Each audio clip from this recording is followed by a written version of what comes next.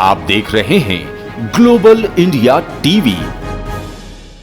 Athar school of fashion और arts और मुंबई खादी ग्राम उद्योग एसोसिएशन ट्रस्ट की ओर से आयोजित 3 दिवसीय खादी महोत्सव 2022 का रंगारंग समापन बोरीवली स्थित कोरा केंद्र ग्राउंड में हुआ। इस अवसर पर बोरीवली के विधायक सुनील राणे और वर्षा राणे इस दौरान उपस्थित रहे। बोरीवली खादी महोत्सव के समापन का सबसे आकर्षक कार्यक्रम तीसरे दिन फैशन शो में रैंप पर आधुनिक डिजाइन्स के साथ ही देश के कई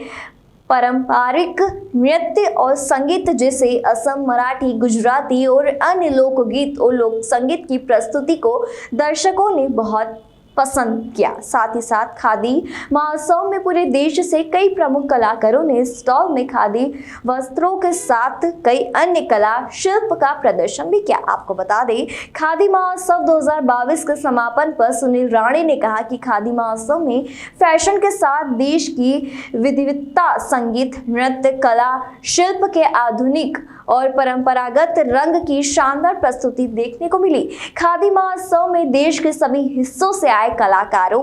ब्रांड और अपने कलेक्शन को प्रस्तुत करने के लिए स्टॉल्स बिना किसी शुल्क के दिए गए हैं। इस कार्यक्रम के साथ लोकल फॉर लोकल को भी प्रमोट किया है।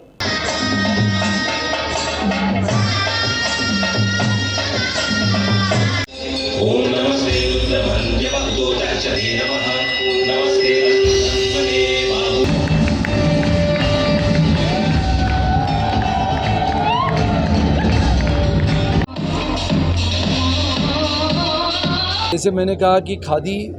का निश्चित रूप से प्रचार और प्रसार हो। खादी के माध्यम से हर कोई, जो आदरणीय प्रधानमंत्री जी की बात थी कि हर भारतीय के घर में, हर भारतीय के कपाट में एक खादी का कपड़ा हो,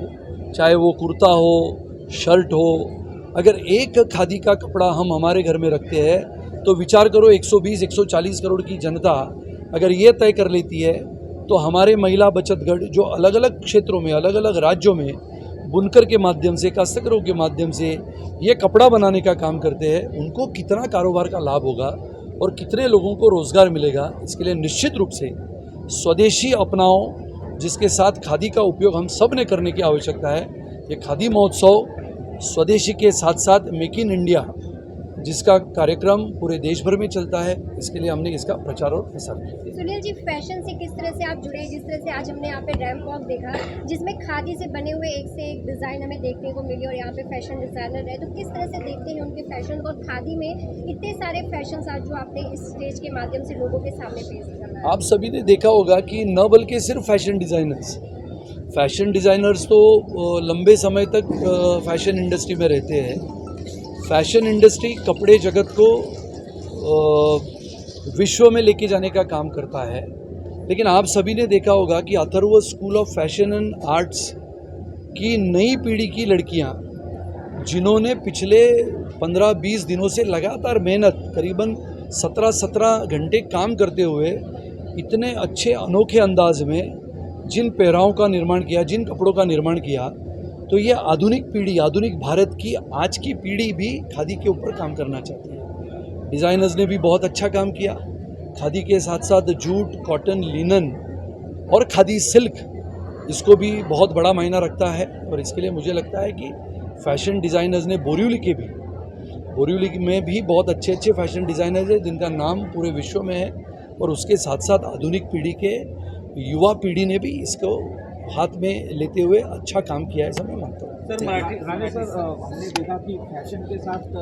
बहुत सारा कल्चरल प्रोग्राम भी हुआ, तो हमने एक देश के अलग अलग हिस्सों का रंग भी देखा। इसको कैसे आइडिया को रैंक पे डेवलप किया गया? देखो, मैंने कहा कि भारत एक संस्कृति और परंपरा का देश है,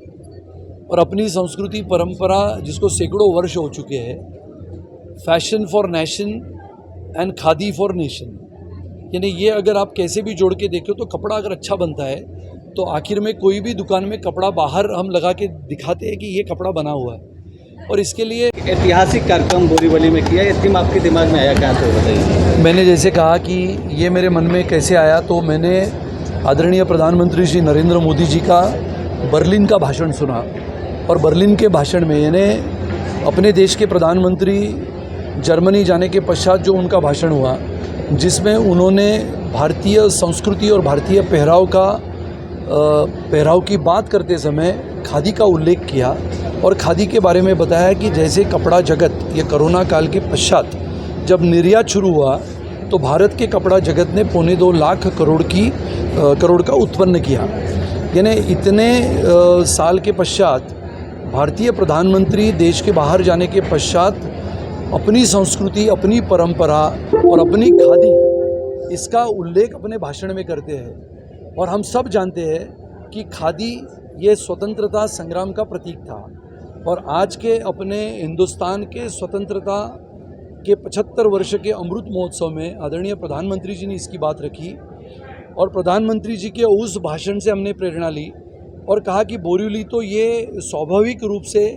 बोरीवली में आज नहीं बरसों से खादी बिकती थी, खादी के पहराव पहन के लोग निकलते थे। यानी बोरीवली से नज़दीक निश्चित रूप से गुजरात है और गुजरात से आए हुए हमारे गुजराती भाई बहन और मुंबई में रहने वाले हमारे मराठी भाई बहन, मराठी लोग कपड़ा उद्योग जगत में काम करते थे, कपड़ा बनता था मिलों में और गुजराती भाई हमारे उस कपड़े को विश्व का व्यापार बनाते थे। ऐसा अनोखा संगम इस मुंबई ने देखा था। तो बोरीवली से नज़दीक या बोरीवली में जो क्षेत्र है कोरा केंद्र, वहाँ पर खादी पहले ज़माने से यहाँ पर खादी रहती थी, बनती थी, बिकती थी।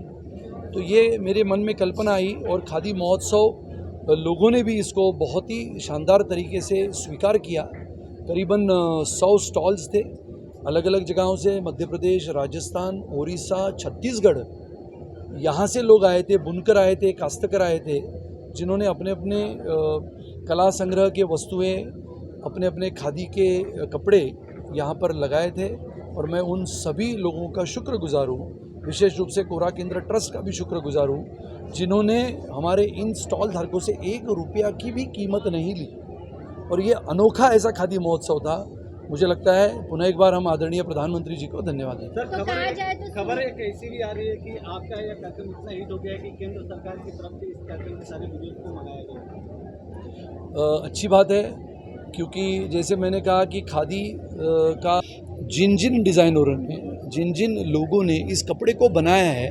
वो कपड़ा लोगों के सामने पुरुष और स्त्री परिधान करते हुए लोगों के सामने आते हैं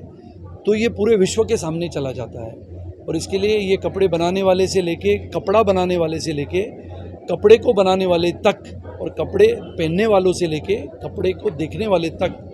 ये सभी लोग इसमें शामिल होते हैं। आप विचार करो कितने लोगों को पिछले 2.5 दिनों में रोज़गार मिला है और ये पूरे बोरीवली में जैसे कि एक ट्रेड सेंटर खुला है, ऐसा माहौल पूरा बोरीवली में है। और निश्चित रूप से आने वाले समय में बोरीवली को हम एक बढ़िया खादी के माध्यम से, हाथमाग के माध्यम से, हस्तकला के माध्यम से एक बढ़िया ट्रेड सेंटर, जिसको बोरीवली लोग जानेंगे, जानते हैं, मानते हैं, लेकिन खादी उद्योग जगत का सबसे बड़ा केंद्र मुंबई का अगर कोई होगा तो आने वाले समय में बोरीवली होगा।